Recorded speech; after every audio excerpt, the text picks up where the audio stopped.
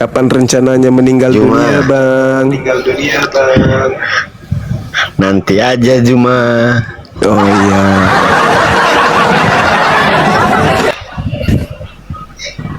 Gini Juma. Ya. Juma. Ya. Gimana ya? Sekarang saatnya kita diskusi data. Iya. Pencam dulu. Waduh. Pencam juga kepalanya botak, ngapain? Ya. Kan saya mau belajar sama Juma. Kan Juma ahli Alkitab. Iya. Ya kan? Iya. Boleh nggak saya sambil belajar? Boleh. Tapi jangan marah-marah ya. Enggak. Aku kalau Juma marah-marah jadi takut. Enggak. Ya. Iya. Gini. Siap. Saya nanya gini ya. Kalau dalam Islam, Ya. Roh Kudus itu apa Juma? Roh Kudus itu malaikat Jibril yang menyampaikan Al-Quran, yang menyampaikan Taurat, yang menyampaikan Injil. Apakah dia keluar dari Allah juga? Ya, dia diutus. Segala sesuatu yang disebut ciptaan, apapun itu, semuanya berasal dari Tuhan. Semuanya berasal dari Allah. Semuanya keluar dari Allah. Apa dalam Islam Roh Kudus juga pernah menyerupai diri jadi burung merpati? Enggak. Menyerupai manusia, iya. Di mana datanya tuh Juma? Al-Quran surah Maryam ayat 19. Coba. Iya. Jadi beliau datang dalam wujud manusia, lalu berbicara kepada Siti Maryam. Bismillahirrahmanirrahim. Qala innama ana rasulu rabbik liahabalaki gulaman zakiyah. Roh Kudus berkata dalam rupa manusia, sesungguhnya aku hanyalah utusan Tuhanmu untuk memberikan anugerah seorang anak laki-laki yang suci kepadamu. Itu Bang. Iya. Apakah Roh Kudus itu pernah bicara sama Nabi kalian? Ya, selama kurang lebih 22 tahun Roh Kudus membimbing baginda Rasulullah Muhammad sallallahu alaihi wasallam.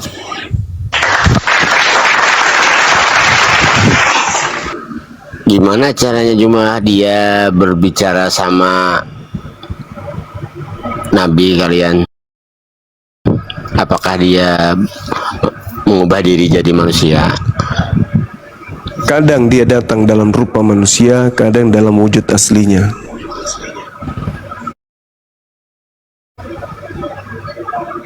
Oh, gitu.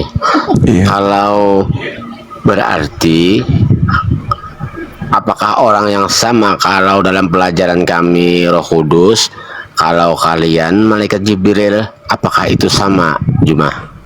Sebenarnya orang sama. yang sama. Iya, sebenarnya oknum yang sama. Kenapa? Kita lihat di dalam Matius 1 yang datang kepada Maria itu adalah Gabriel dan datang memberitakan tentang Roh Kudus itu sendiri. Jadi Roh Kudus itu adalah Gabriel itu sendiri. Nah, Gabriel ini atau Roh Kudus ini adalah penyampai mutiara ilmu, yaitu firman Allah. Apakah Roh Kudus juga pernah datang ke nabi-nabi sebelum Muhammad?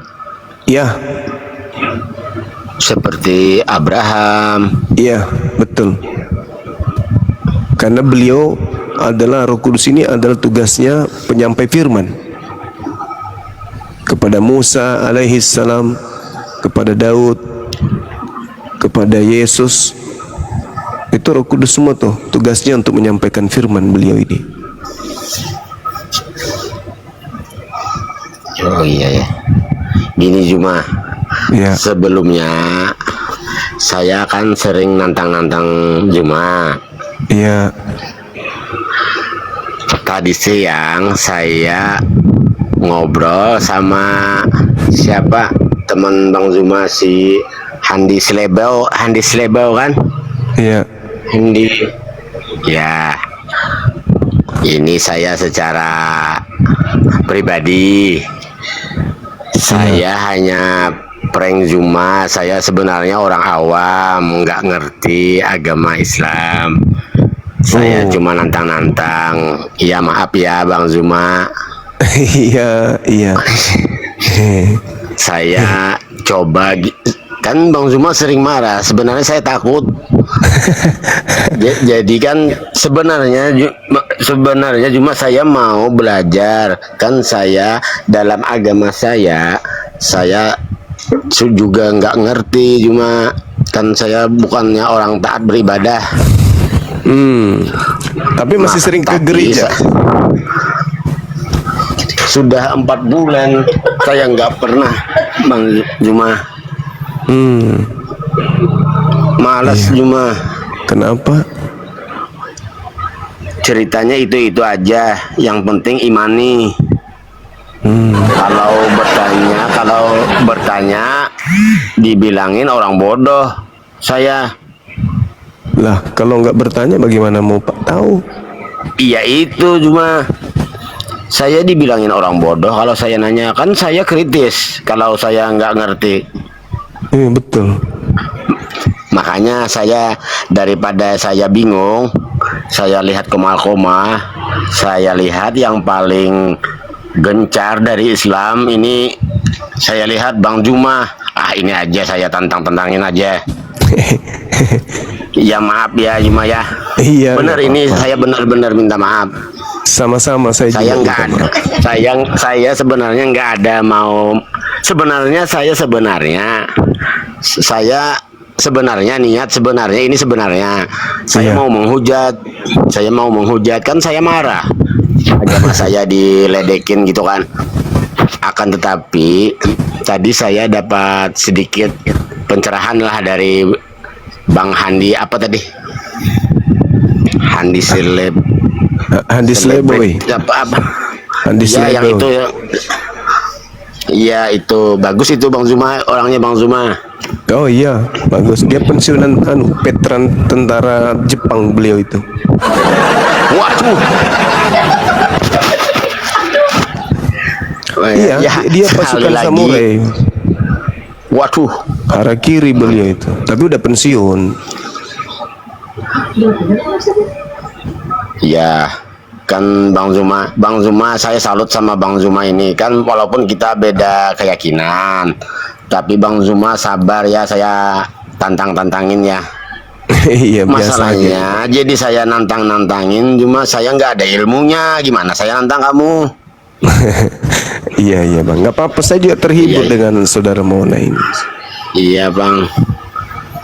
Orang mana Bang, ya, Bang kalau ya boleh itu. tahu? Saya Bang. Iya. Saya pendatang Bang. Saya di Surabaya, tapi saya pendatang. Oh, orang Kalau aslinya saya dari Kalteng. Oh gitu. Iya. Tapi saya sudah lama di Surabaya. Oh. Iya. Saya sebenarnya Bang, saya mau belajar, saya mau mencari yang mana yang, makanya saya mencari debat-debat ini, saya mau tahu yang mana yang benar. Kan Iya. saya nggak tahu, makanya saya mau belajar. Betul. Iya Bang. Ya itu aja ya Bang ya, saya takut nanti dimarahin Bang Zuma lagi. Enggak, saya suaranya memang begitu. Saya orangnya tegas karena saya orang Iya. lapangan gitu. Iya, tapi bagus Bang Zuma. Beberapa kali saya ketemu Bang Zuma, saya prank Bang Zuma selalu sabar. Ya syukurlah. walaupun Bang Zuma katain saya botak, tapi Oh, itu. memang botak. Saya nggak ngatain, orang bilang botak kok. Iya, emang botak saya. Saya emang botak. Gini Bang Zuma, saya dimarahin istri saya, jangan menghina walaupun kita beda keyakinan katanya. Istrinya orang baik berarti, Masya Allah. Iya, kalau mau belajar katanya Bang. Masalahnya kami saya sama istri saya sama awam nih, gimana saya belajar? Istri saya belajar sama saya nggak bisa jawabnya. Iya, kalau boleh tahu abang Bang, usianya kan- berapa bang? Usia saya 38. Oh, masih muda pun, Iya Bang, masih muda. cuma rambut aja Bang, nggak tumbuh-tumbuh lagi Bang. Gampang itu kalau mau kasih tumbuh rambut. Tapi Jadi Bang, nanti harus saya nyimak di kalau bawah mau. aja Bang. Iya boleh, Iya. boleh bang ya. Jadi Bang, gini Bang, kalau menurut saya kan nggak ada ilmunya Bang. Iya. Kata Bang Handi, makanan apa yang diharamkan? Saya bilang saya nggak ada pantangan, makan terus. Gitu Bang. Iya iya. Beneran Bang, buaya aja pernah saya makan daging Ya buaya Bang. alamak. Beneran, enak Bang. Yang penting jangan pas istri lagi tidur pahanya dimakan. Iya, itu enggak Bang. Nah, Beneran syukur. Bang. Kalau Buaya. babi jangan ditanya lagi Bang. Oh, Kalau di Muslim nggak boleh ya Bang makan babi ya Bang. nggak boleh. Tapi belum jago kalau belum makan pepes walang sangit. Udah pernah? Apa itu Bang? Pepes walang sangit. Saya Bang. Ya, kalau ada teman yang naik turunkan saja ya Bang, kita nunggu ya Bang, nunggu Bang Siap. cepat ya. Enggak. Baik. Bang Mona Gini nggak apa-apa Bang, bertanya. Sambil belajar Iya. Bang Mona nggak apa-apa. Ah. Ini aja di sini aja. Ya, kalau biawak umat Muslim bisa makan Bang? Nggak bisa. Wah itu enak Bang. Itu Bang, itu untuk kekuatan pria Bang. Kalau pria mau kuat itu gampang. M150 pakai campur terong. Aman itu. Jadi M150-nya diminum, terongnya di tangan kanan. Bini suruh sampingnya. Kuat itu bang. Biar sampai subuh. Nanti ya Bang Juma ya, Bang Juma ini cerdas kan. Kalau saya bisa bicarain sama pendeta saya suruh naik ke rombang Zuma ya. Ya, itu bagus. Bang, supaya gimana dia menjawab masalahnya. Pertanyaan saya ini sering dipertanyakan Bang Zuma kepada Kristen-Kristen yang lain, makanya saya tanyakan ke pendeta, dia nggak bisa jawab. Lebih baik Bang Zuma yang nanyakan, nanti kan Bang Zuma sering debat saya dengar sama teman-teman yang lain. Iya, Masya Allah. Baik bang, baik. Kalau ada pendetanya segera kita terapi. Iya Bang. Iya. Saya Istrinya sudah- bisa Si saya nggak bisa bicara Bang. kenapa? Bisa bicara tapi nggak mau Bang. Oh, Katanya Bang Zuma orang yang berilmu biasanya. dalam masalah beragama. Kalau kami memang orang awam Bang. Sama-samanya kita bang. Anak sudah ada anak. Saya nggak punya anak Bang, Oh, tapi istri saya yang punya anak Bang. tapi sering makan biawak katanya biar kuat. Gini Bang, saya nggak bisa melahirkan Bang, istri saya yang melahirkan Bang. Oh, iya. Paham. Bang Zuma boleh nanya lagi Bang Zuma? Boleh, silakan. Bang Zuma ini apakah dari orang Kristen apa memang Islam dari lahir? Saya Islam dari lahir, Bang. Cuman bagi Kenapa saya Bang Zuma itu, ya, Ya. bagi saya Bible itu seperti buku kimia. Begitu kita baca, hafal, kemudian rumus-rumusnya, kita hafal sandinya, ya kita udah tahu. Jadi dia sama seperti buku kimia, sama seperti buku undang-undang Bible itu. Sisa dihafal, lalu kemudian diamalkan, diajarkan, diuraikan sesuai dengan isinya. Jangan ditafsir keluar dari isinya. Begitu, Bang. Contoh, ketika Yesus berkata, "Aku diutus hanya kepada domba yang sesat dari umat Israel." Ya harus dipahami bahwa Yesus itu datang ke bumi hanya untuk umatnya Bani Israel, bukan untuk kita. Jangan lagi ditafsir. Oh enggak, itu waktu itu, tapi setelah ditolak dia diutus untuk dunia. Mana dalilnya? Ternyata enggak ada. Seperti itu. Jadi saya unggulnya karena saya duduk di atas dalil.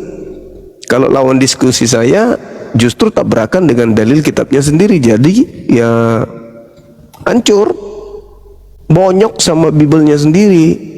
Kalau Bang Zuma justru berdiri di atas data-data Bible. Yesus berkata hidup kekal itu mengenal dirinya sebagai utusan Tuhan. Nah itu yang saya tegakkan. Berarti ketika orang itu tuh tidak mendudukkan Yesus sebagai utusan Tuhan untuk kaumnya Bani Israel, berarti orang itu tidak memperoleh hidup kekal. Kemenangan saya berlipat ganda, kehancuran lawan diskusi saya ya berlipat ganda juga. Karena dia yang punya kita. Iya, gimana? Gini Bang Zuma, yang sangat membludak di hati saya gini Bang Zuma, pernyataan Bang Zuma. Ya, ini yang saya mau ungkapkan. Bang Zuma kan sering ngatain Yesus asli sama Yesus palsu. Itu yang membuat saya bingung Bang Zuma. Coba jelaskan sedetailnya kenapa Bang Zuma sampai menyatakan bahwa ada Yesus palsu. Gitu Bang. Iya.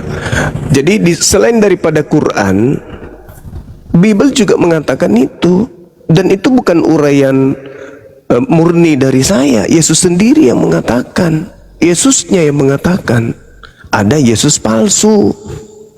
Kenapa? Karena satu-satunya utusan Tuhan yang lahir tanpa ayah, yang menggaungkan kemudian gelar Kristus itu Yesus. Selamanya ketika berbicara Kristus berarti Yesus. Yesus berarti Kristus. Kristus berarti Yesus. Nah, Yesus mengatakan tentang Kristus palsu itu di mana? Matius 24 nomor 24. Jadi apabila ada orang berkata kepadamu ada Mesias di sini, ada Mesias di sana, jangan kamu percaya. Mesias itu kan gelar Yesus. Mesias ya Yesus, Yesus ya Mesias, nggak ada lagi yang lain. Jadi ketika ada orang berkata ada Mesias di sini, ada Mesias, jangan kau percaya, sebab Kristus palsu. Nah, itu Yesus yang mengatakan kok, bukan saya. Sekarang orang berakal sehat bagaimana bisa mengidentifikasi yang palsu, bagaimana bisa kemudian mengidentifikasi yang asli. Katanya yang palsu itu bisa melakukan tanda yang dahsyat. Nah, Yesus juga bisa. Lalu kemudian katanya menurut Yesus bisa melakukan kekuatan-kekuatan. Nah, Yesus yang asli juga bisa. Katanya yang palsu ini bisa melakukan mujizat. Nah, yang asli juga bisa bermujizat. Jadi Yesus asli bisa melakukan tanda dahsyat. Yesus yang asli bisa kemudian melakukan kekuatan dan mujizat. Begitu juga yang palsu. Bisa melakukan tanda yang dahsyat, bisa melakukan kekuatan-kekuatan, bisa melakukan kemudian mujizat. Lalu apa bedanya? Cara membedakannya sederhana. Apa itu? Yesus tidak pernah mengaku kepadanya telah diberi kuasa. Tetapi Yesus selalu mengatakan bahwa apa yang dilakukan Yesus itu adalah apa yang diperintahkan oleh Tuhannya, oleh Bapaknya untuk ia lakukan. Makanya dia bisa melakukan jalan di atas air, orang mati dia hidupkan, orang buta dia buat melihat orang lumpuh berjalan. Kenapa? Karena dia mengakui bahwa aku melakukan apa yang diperintahkan oleh Bapa untuk aku kerjakan. Nah, sehingga dia bisa bermujizat, sehingga dia bisa melakukan kekuatan yang dahsyat, sehingga dia kemudian bisa melakukan tanda yang hebat, seperti jalan di atas air, air menjadi anggur. Kenapa bisa begitu? Karena dia melihat bapaknya melakukan pekerjaan itu untuk mencontohkan kepada Yesus agar Yesus lakukan. Mana dalilnya? Yohanes 4 nomor 34. Makananku adalah melakukan pekerjaan apa yang diperintahkan oleh Tuhanku untuk aku kerjakan. Sedangkan yang palsu melakukan tanda dahsyat, bermujizat, lalu kemudian melakukan kekuatan-kekuatan bukan karena dari Bapa, tetapi dari dirinya sendiri. Kepadaku telah diberi kuasa. Nah, berarti dia sendiri nih. Sedangkan iblisnya berkata ketika mencobai yang asli, Yesus asli dicobai di dalam Lukas 4 nomor 6, apa kata iblisnya? Yesus, ya paman, segala kuasa dan kemuliaan, segala kuasa dan kemuliaan telah diberikan kepadaku, dan aku berhak memberikan kepada siapapun yang aku kehendaki. Yesus pernah berkata begitu enggak? Aku berhak memberikan kekuatan mukjizat kepada kalian. Pernah enggak? Enggak pernah. Tapi iblis berkata, Yesus, segala kemegahan, segala kemuliaan, segala kuasa. Tuh, segala kuasa loh. Segala kuasa berarti dia mampu melakukan mujizat-mujizat, mampu melakukan kuasa-kuasa. Apabila engkau menyembah aku, wahai Yesus, maka segala kuasa-kuasa itu akan aku berikan kepadamu. Berarti iblis mampu membuat pengikutnya memiliki kuasa, semisal menyembuhkan orang, bermujizat dan seterusnya. Nah, itu perbedaannya. Yang asli dengan yang palsu memiliki 3 komponen. Yang pertama bisa bermujizat, yang kedua memiliki kekuatan, yang ketiga memiliki tanda yang dahsyat. Yesus yang palsu juga begitu, melakukan tanda dahsyat, melakukan kekuatan, melakukan mukjizat. Tiga-tiganya dimiliki oleh yang asli, tiga-tiganya dimiliki oleh yang palsu. Pembedanya kemudian adalah yang asli melakukan itu karena melihat Tuhan melakukan dan mencontohkan sehingga ia mempraktekkan. Kalau yang palsu benar-benar dari dirinya sendiri. Bahkan Yesus pernah ditawarkan kuasanya. Lukas 4 nomor 6 nomor 7. Yesus, segala kuasa akan aku berikan kepadamu, sebab aku telah diberikan kuasa itu, dan aku berhak memberikan, dan aku berkuasa memberikan kepada siapapun yang aku kehendaki. Siapapun, termasuk kepada dia yang menggantikan engkau di salib, aku berkuasa memberikannya. Maka Yesus mengatakan, yang asli mengatakan, waspadalah agar kalian jangan disesatkan, sebab akan datang banyak penyesat memakai namaku. Ketika mereka memakai namaku, dia memiliki tanda yang dahsyat, dia bisa bermukjizat, dia bisa memperlihatkan kekuatan-kekuatan. Mereka akan menyesatkan banyak orang dengan mukjizat-mukjizat itu. Nah, ini dia yang terjadi. Banyak orang yang disesatkan itu siapa? Dengan memakai nama Yesus. Islam gak mungkin orang Arab datang ke Indonesia memakai nama Allah dan nama Nabi Muhammad. Coba, orang Buddha Siddhartha Gautama, orang Hindu nama Krishna, orang Kristen nama siapa? Nama Yesus. Berarti penyesatnya siapa? Yang memakai nama Yesus. Siapa di antaranya yang tadi yang saya sebutkan? Islam Nabi Muhammad, Buddha Siddhartha Gautama, Hindu Krishna, Kristen Yesus. Sedangkan penyesatnya memakai nama Yesus. Siapa itu? Siapa kalau begitu penyesat itu? Hindu bukan, Buddha bukan, Islam apalagi. Lalu siapa yang memakai nama Yesus? Aliteng, paman. Sederhana bukan? Saya bernarasi di atas dalil. Saya tidak berasumsi, bukan karena benci, bukan karena saya tidak suka, enggak, tapi karena sayang sama kalian. Tidak membiarkan kalian terbawa arus jeratan iblis. Karena Allah Subhanahu wa taala di dalam kitab suci kami mengatakan, ya bani Adam, wahai anak Adam, la yaftinannakum syaitan kama akhraja abawaikum minal jannah. Wahai anak cucu Adam, janganlah sekali-kali kamu tertipu oleh iblis sebagaimana iblis telah menipu kedua orang tuamu, ibu bapakmu dari surga sehingga dia keluar dari surga. Nah, iblis menipu Adam melalui jalur apa? Tahta?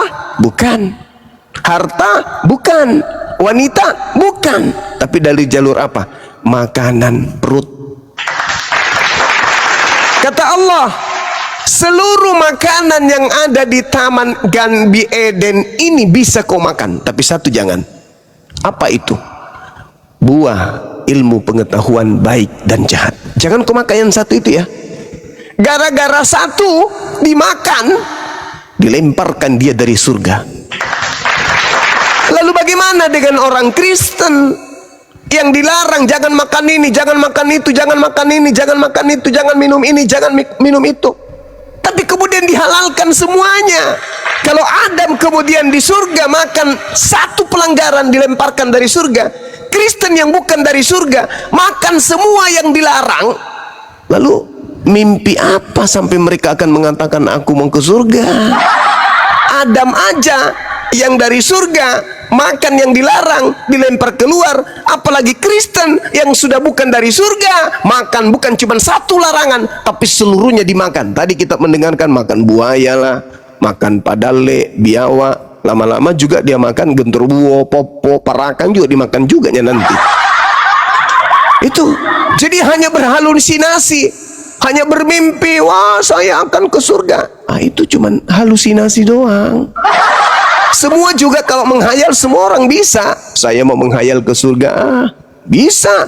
Memiliki mobil mewah, rumah mewah, bisa. Kalau cuman berhayal doang. Tapi pada faktanya begitu terkubur di bawah tanah, faktanya neraka jahanam. Nauzubillah summa nauzubillah.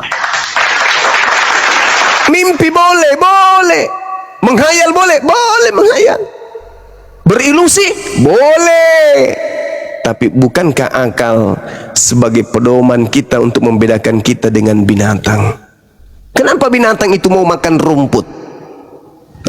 Tanpa dia harus memilih, aku mau ke pasar, bosan makan rumput, hari ini mau makan apa?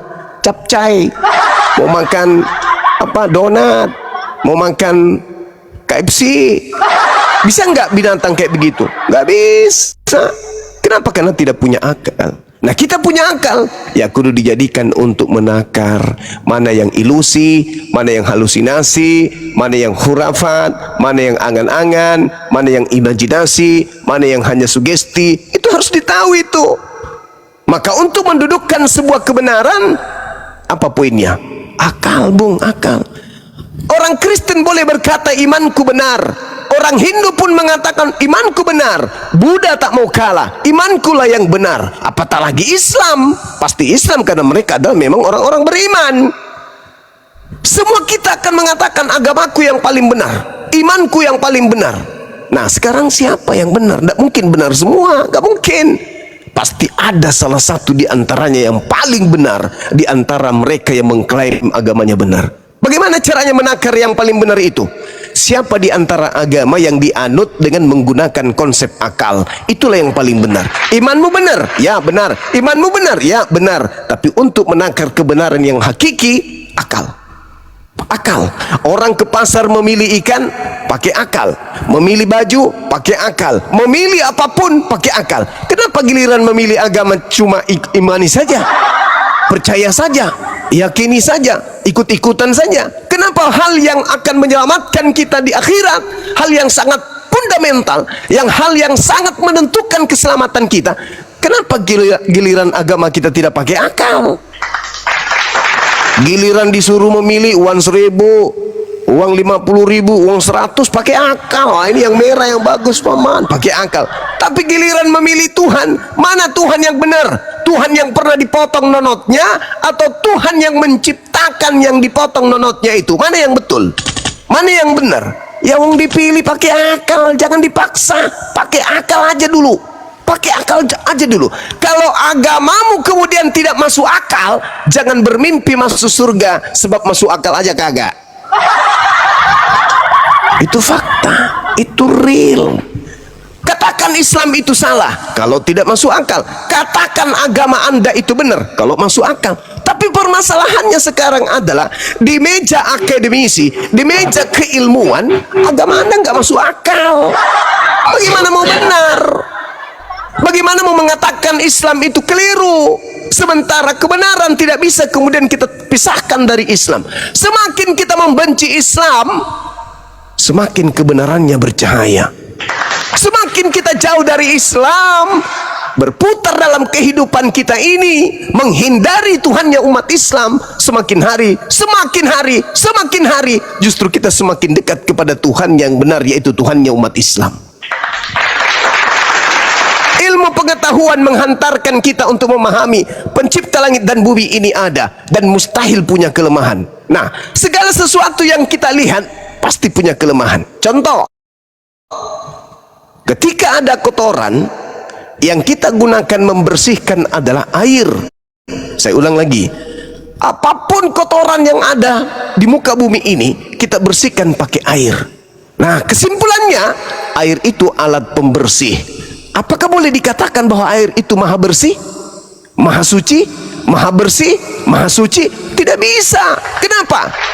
Ambil air satu ember, simpan di wadah ember, diamkan seminggu, sebulan, setahun, yakin dan percaya, gorok lehernya Pak Bom kalau tidak benar, air yang tadi membersihkan itu justru melahirkan kotoran.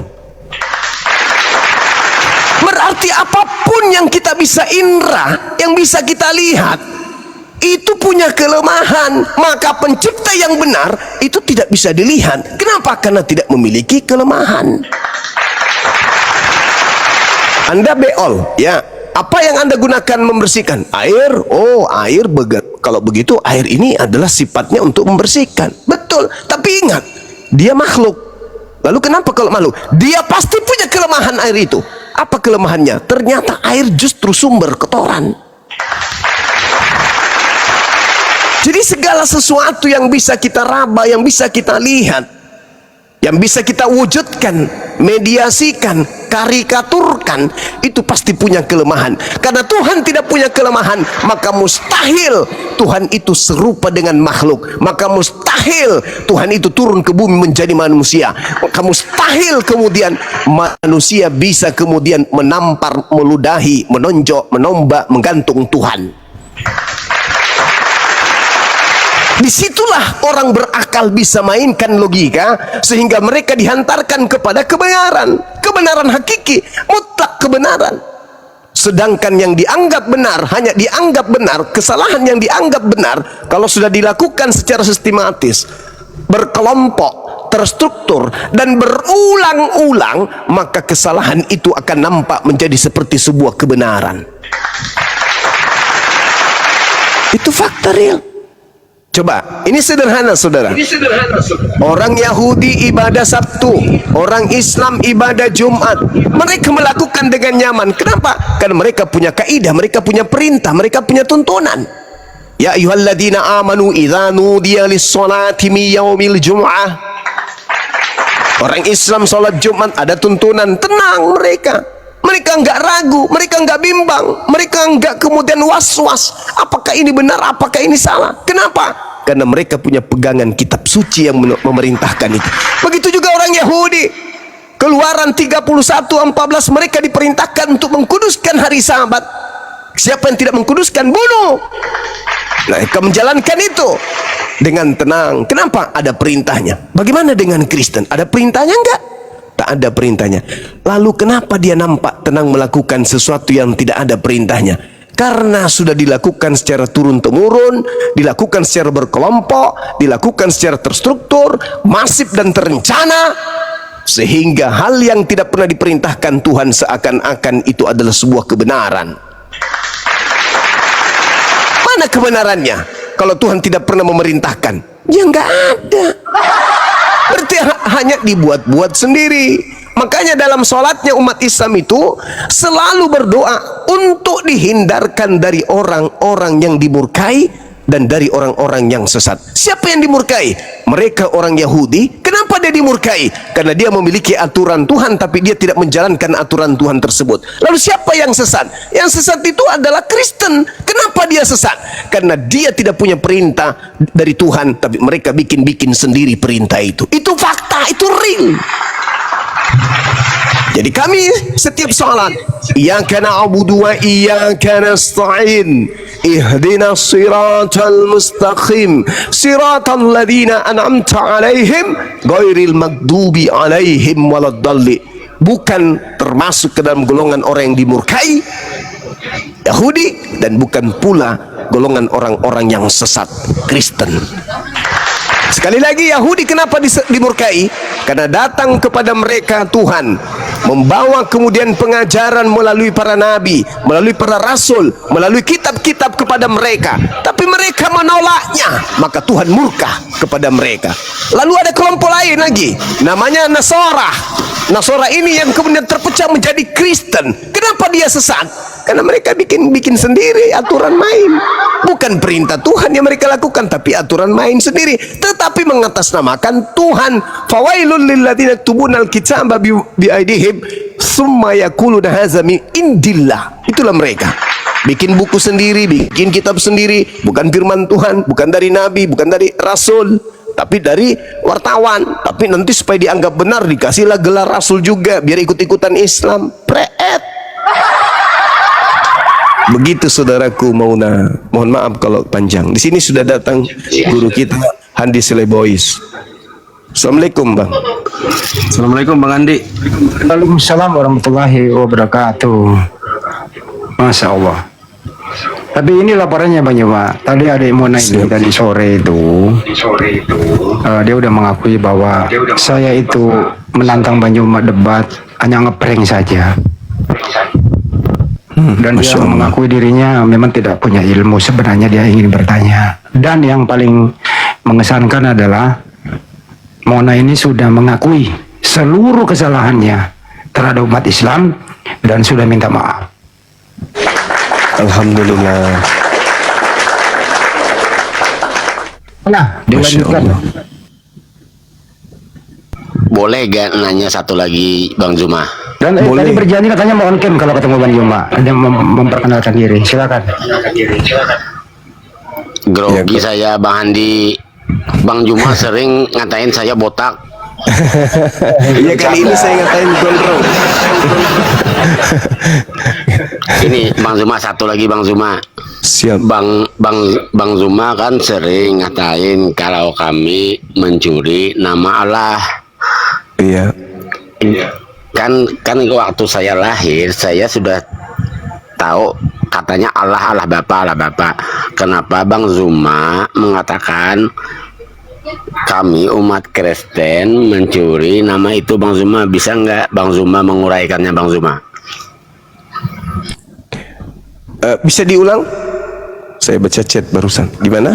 Kan Bang Zuma sering mengatain kalau kami mencuri nama Allah, gitu kan?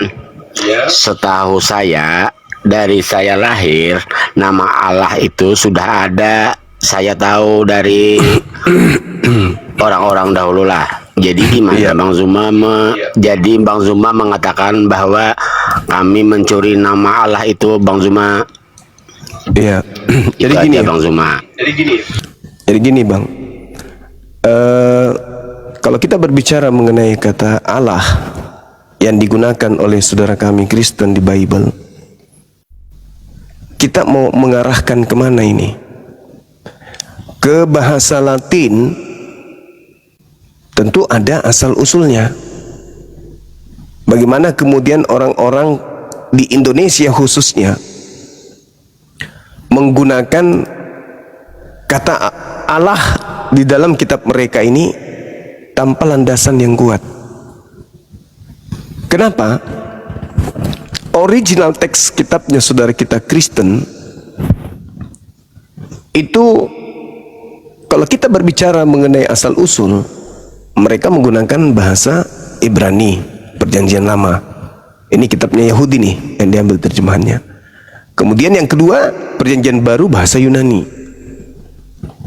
Nah, sedangkan kalau berbicara mengenai bahasa Ibrani, itu ada memang di dalam kitabnya orang Yahudi, tetapi tidak merujuk kepada Tuhan, melainkan merujuk kepada sesuatu yang ya tidak bisa dijadikan sebagai Tuhan. Contoh yang ada di dalam kitabnya Yosua 24 nomor 26. Di situ ada huruf ayin, lamet, he. Mereka baca dengan sebutan Allah. Allah. Apa artinya? Pohon. Tidak mungkin orang Kristen saya ini mengatakan pohon Bapa, pohon Anak, pohon Roh Kudus, tidak mungkin. Gugur bahasa Ibrani di situ. Tidak mungkin rujukannya bahasa Ibrani. Lalu ada satu lagi di dalam Mazmur 10 nomor 7 disebut Allah. Tapi Allah yang ada di sana alef, lamet, he juga. Kalau yang tadi ayin, ini alef. Tapi artinya lagi-lagi sumpah serapah. Tidak mungkin kemudian Allah Bapa sumpah serapah Bapa, Allah Anak sumpah serapah Anak, Allah Roh Kudus sumpah serapah Roh Kudus. Itu nggak mungkin. Kemudian dari bahasa Yunani, Allah ada, ya ada. Apa itu? Yohanes 5:22. Apa artinya Allah dalam bahasa Yunani? Artinya tetapi. Atau dalam Mazmur Matius 10 nomor 34 ada juga Allah. Diawali dengan huruf alfa. Artinya hanya, melainkan. Tidak mungkin melainkan Bapa, melainkan Anak, melainkan Roh Kudus, tak mungkin. Tetapi Bapa, tetapi Anak, tetapi Roh Kudus, itu nggak mungkin. Satu-satunya sumber terakhir Al-Quran.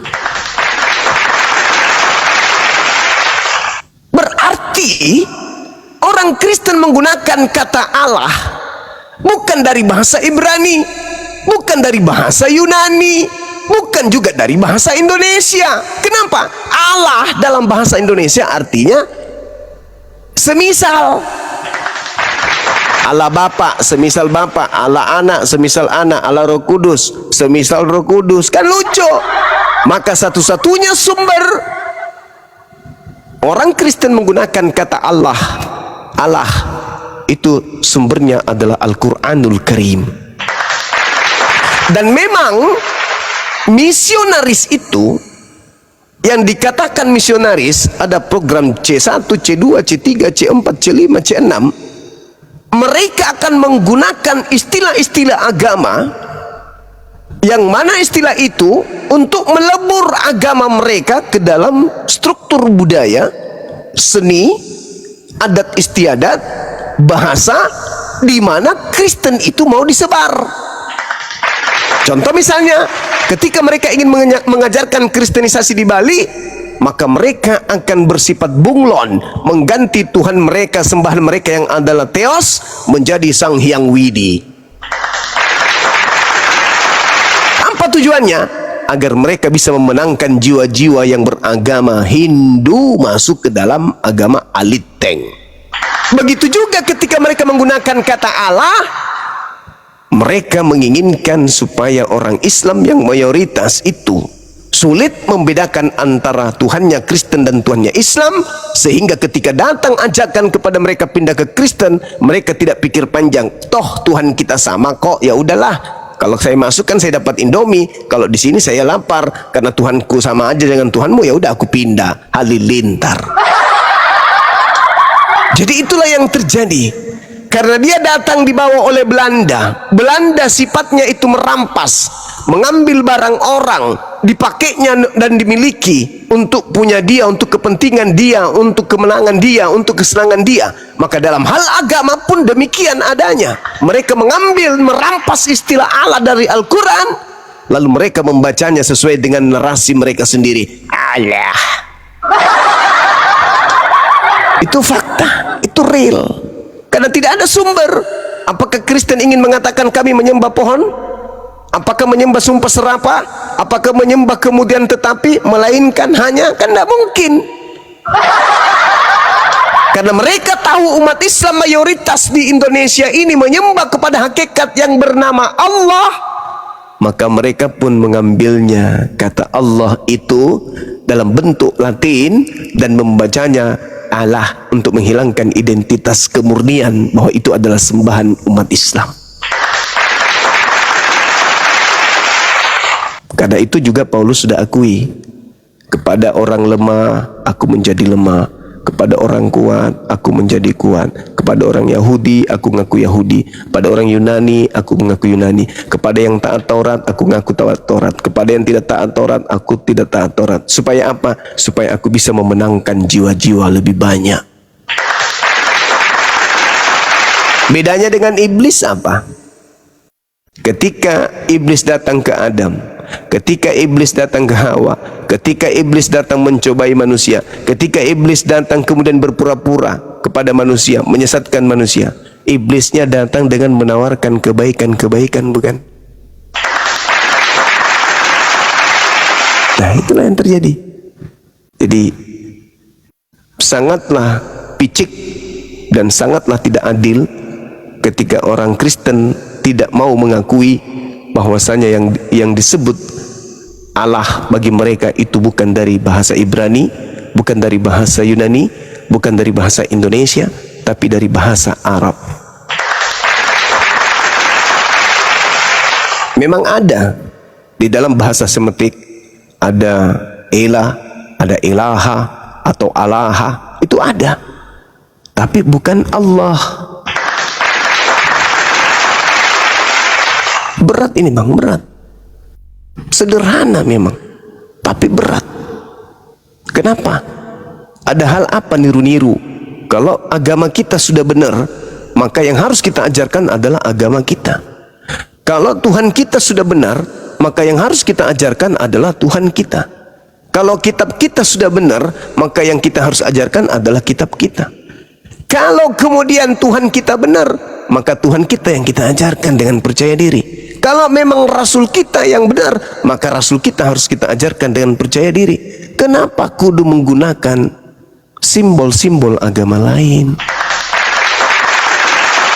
Islam sangat berpotensi, kalau Islam itu agama sesat, sangat berpotensi mengajak kemudian umat yang minoritas ini untuk masuk ke Islam dengan cara-cara yang minoritas lakukan. Apa itu? Mengganti terjemahan Al-Quran dengan istilah-istilah Kristen. Masjid dirubahnya menjadi gereja. Gereja Nur Maulida, Gereja Muhammadiyah, Gereja An-Nur. Supaya apa? Supaya menggoda umat minoritas masuk ke Islam. Sayangnya agama Islam itu tidak suka dan tidak kemudian diajarkan dengan berpura-pura. Islam itu hak, kebenaran. Wal takum minkum ummatu yad'una ilal khair wa ya'muruna bil ma'ruf wa yanhauna 'anil munkar wa ulaika humul muflihun. Itulah Islam. Islam harus disebarkan dengan hak, dengan kebenaran. Dan Islam harus kemudian diajarkan dengan mencegah kepada kemungkaran. Jangan kemungkaran dibungkus kebaikan seakan-akan tujuannya memang untuk menyesatkan. Kebusukan yang dibungkus dengan kebaikan itu kepura-puraan. Kejahatan yang dibungkus dengan kepura-puraan baik itu adalah penyesatan. Dan itu cara kerja iblis. Apa itu? Kejahatan dibungkus dengan seakan-akan, seolah-olah baik. Itu adalah cara kerja iblis. Adakah Islam berpura-pura? Ketika mereka mengajarkan Tuhannya menggunakan istilah-istilah sembahan-sembahan tetangga? Enggak. Adakah Islam berpura-pura? Ketika mereka mengajarkan tentang Rasulullah, mereka menggunakan gelar-gelar agama lain? Tidak. Islam percaya diri apa adanya. Sedangkan itu terjadi disebabkan karena Islam itu kebenaran. Maka kebenaran harus ditorehkan, kebenaran harus disampaikan, kebenaran harus diuraikan. Dan tidak boleh kebenaran itu disampaikan dengan kebohongan. yang disampaikan dengan kebohongan, yang disampaikan dengan penipuan, yang disampaikan dengan kepalsuan, dengan berpura-pura, itu hanyalah kebohongan, kejahatan yang terbungkus dengan kebaikan. Dan Islam tidak mensifati itu.